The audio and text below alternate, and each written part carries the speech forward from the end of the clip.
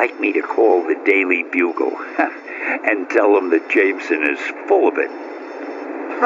I'm not gonna stop you. Choose your character.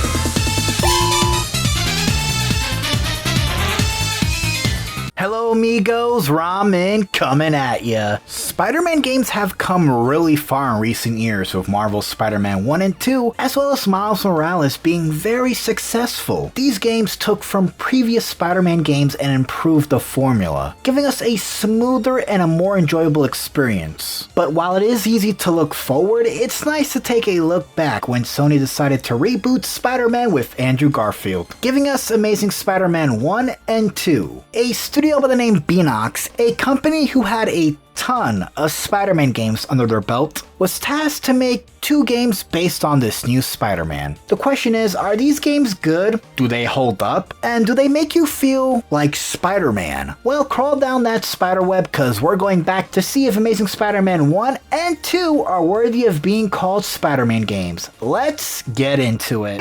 Want some web power? It's yours with the amazing new Spider-Man Web Blaster. It's Hobgoblin! Get him! The Amazing Spider-Man 1 game released alongside the film. The game's story takes place months after the first film. This is a standalone story with a few elements and characters borrowed from the film, like Dr. Connors, aka the Lizard, Gwen, Peter of course. The game's plot is very simple. A deadly virus has infected Manhattan. With the help of Dr. Connors and Gwen, your job is to find the cure and save the world from the evil cross species running rampant. But that isn't easy, as you encounter cross species destroying robots that want to kill you at every turn, and also mutant cross species that just want to kill you for some reason. The first boss battle is this giant cross species destroying robot. It's freaking intense, as you have to dodge the enemy's attacks while also finding its weak points so you can hit it. While we're on the topic of combat, the game borrows a few aspects from the Arkham franchise. Things such as quick dodging, which with the press of a button, Spider-Man can invade an enemy. There's also some fluidity with Peter's punches. I never got bored whether I was webbing enemies, or stealth attacking from above, or beating up thugs. I never felt like the combat was repetitive. This game truly does make you feel like you're Spider-Man, which I know it's an overused phrase, but I mean it. At times you get to crawl through vents, listen in on enemy conversations, or web rush, a new mechanic that propels Spider-Man forward, which is very unique. Even collecting comic pages are fun. And some bosses, while they are ugly like the Rhino, I can see what they were going for. But what makes this game great is the open world aspect. While the web swinging is not great as it attaches to the air instead of buildings, it's still good. I found myself wanting to fully upgrade my swinging to make the experience a lot smoother. I like to briefly touch on the upgrades. You have tech upgrades and character upgrades. Character upgrades allow you to upgrade Spider-Man's movements, such as your web rush ability, your punching. These are things you can upgrade while progressing through the story. Tech upgrades you earn by doing side missions or by completing the 4 secret labs located in the game. These upgrades allow you to improve Spider-Man's webbing ability and make them stronger. If you're wondering, is there a way to get suits in this game? Yes. Some are earned by completing the game, and some are earned by taking pictures of landmarks throughout the city. One of my favorite suits that I never took off was the Raimi suit, because if I'm playing a Spider-Man game, I'm gonna do it right. One of the things that makes a Spider-Man game good isn't always the gameplay, it's the story, and this game's story is amazingly good. See what I did there? Amazing? Yeah. Okay, never mind. One of my favorite aspects of this game's story is Connor's struggle to do right and help Peter. A villain by the name of Smythe,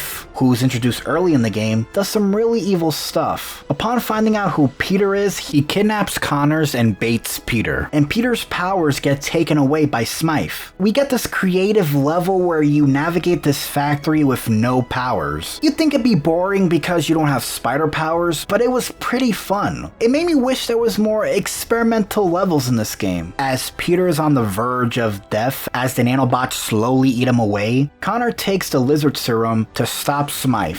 Gwen shocks Peter awake and he has his powers back. You then team up with the lizard in this cool fight that I really wanted to replay. It's that good. Connor does get cured after the fight. The inclusion of Dr. Connors in this game is something I went in not being open to, but I kinda got attached to the relationship with Peter and him, as they're both equals trying to stop a common threat. Connor only transformed into the lizard because he was pushed to the brink seeing Peter die, and he felt it was necessary to be a hero at the cost of his humanity. This is something the film does well with Connors, and it's great the game uses more time to explore Peter and his dynamic, as they live in Stan Lee's apartment. Speaking of Stan Lee, the game has a few extras that offer a short burst of fun, like Rhino Rampage and some other Rampage modes, but the best thing by far is the Stan Lee extra, where you play as Stan Lee collecting missing comic book pages, with all the same powers as Spider-Man. Stan Lee also recorded lines for this game. It's just nice to hear Stan Lee banter while swinging through the city. Being a hero is second nature to me. Wow, it boggles the mind. If there's one thing I could complain about is the side crimes in the city get a bit repetitive and they feel at times copy and paste. But other than that, I say the game's good. Amazing Spider-Man 1 is a game that has its own story that draws you in. If you're a fan of this new iteration of Spider-Man, the combat is smooth, it's fun, the game is near perfect. Can't wait to see how they mess it up with the sequel. What's it like being Spider-Man? Your history!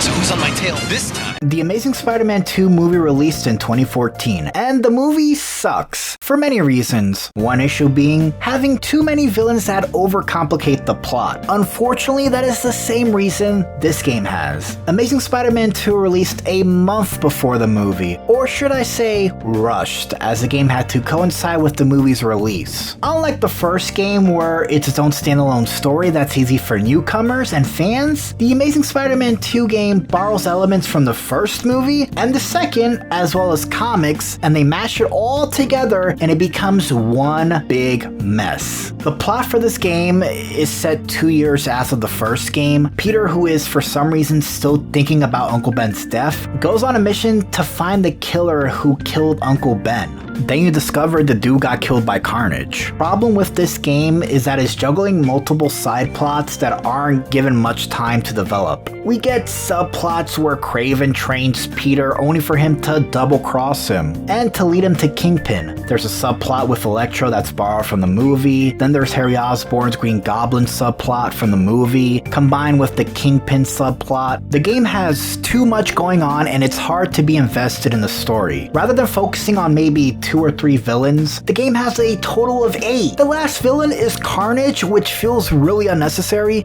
By the time you get to the end of the game where you have to face Carnage, you pretty much are over it. The only plot that was semi-interesting was Kraven, as he takes you on as his protege, but that story is over before it starts, as Kraven is only used at the end to pry info about Kingpin. I'm not saying the story is all bad. It's nice to see Uncle Ben being used as a driving force for Peter to fight crime. I love the addition of Stan Lee as a character owning a comic shop and Stan having a connection with Uncle Ben. Stan Lee was a DLC mission from the first game, but he is his own full character in this game. Stan Lee's comic shop is used as a main hub to look at all the comic book pages you collected as well as the collectibles you found throughout the city. And you also play this arcade game that gets boring after you play maybe 1 or 2 waves of enemies. There are a few elements of this game that are enjoyable. The web swinging had a complete overhaul. The webs attached to buildings. The combat is improved from the first game. They added a few cool finishers here and there, and I like it. There's even fun side missions in this game, and they all have variety. Well, some. I hope you like copy and paste civilians, cause they're everywhere. The UI for this game is a lot cleaner and less difficult to navigate, and upgrading Spider-Man's powers are a little bit easier. And the feeling of upgrading Spider-Man's powers is also a bit more rewarding in this game. Speaking of rewarding, the suits in this game, which there are a total of 19, offer a different stat boost, such as being bulletproof or have a faster healing time. Reminds me of the suit powers from Marvel's Spider-Man, but not as fun or intuitive. The way you obtain these suits is a lot different from the first game, as you obtain these suits through a variety of hideouts in this game. Most of these hideouts require you to stealth take down enemies from above, but I played this game on human mode, so enemy AI wasn't that much of a problem. While this game has a lot of improvements gameplay wise, it's the story and the unnecessary villains that really ruin my enjoyment. As much as I hate to compare this game with the first mission from the previous game was escaping Oscorp and beating up waves of cross-species robots. The first mission for this game is a walking simulator to witness Uncle Ben's death. That scene would have felt more impactful in the first game, not the second one. It's such a weird way to start a game, and it almost kills your mood instantly. I get it, Uncle Ben is Peter's motivator for him to fight crime, but why catch the killer now after the first game's events took place 2 years prior? I would say, unlike the first game, Peter's not in a mask. We get to see Andrew Not-So-Garfield's face. This game makes it clear you're not just Spider-Man, you're also Peter. But whether you're Peter or Spider-Man, you gotta deal with a terrible dialogue tree that gives you the illusion your choices matter, but they don't. This edition is so pointless, as you can easily select finish conversation like nothing happened. The dialogue tree is a neat addition, but it is very unnecessary. For a few neat additions that this game has, there's also some bad ones that end up making the best part about any Spider-Man game, web swinging, 10 times more difficult.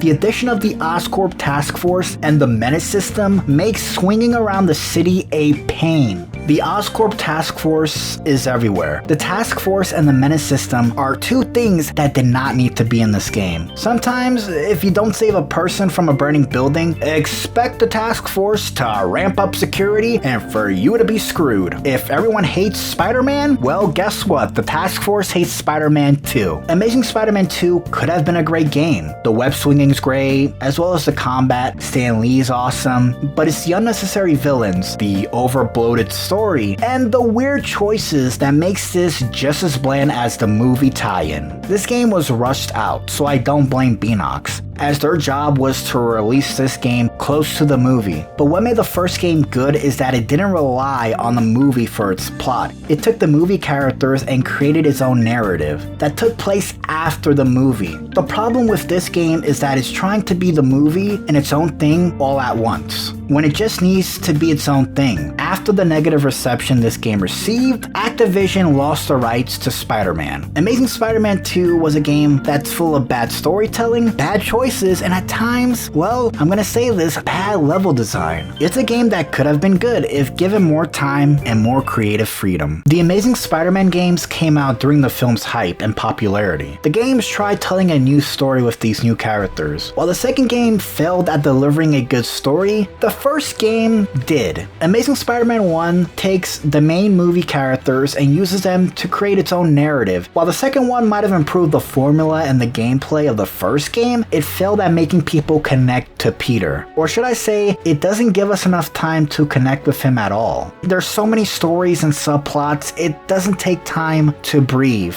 While it's easy for me to say, don't play the second game, I do think the first game and the second game offer different experiences for Spider-Man fans. These games created mechanics and features that future Spider-Man games would borrow and improve. These games exist in an era where licensed movie games were being made to latch on to the movie's popularity. But these games, while not perfect, they're games that do make you feel like, well, the Amazing Spider-Man. My name is Ramen, and I can do whatever a spider can. You have a good night.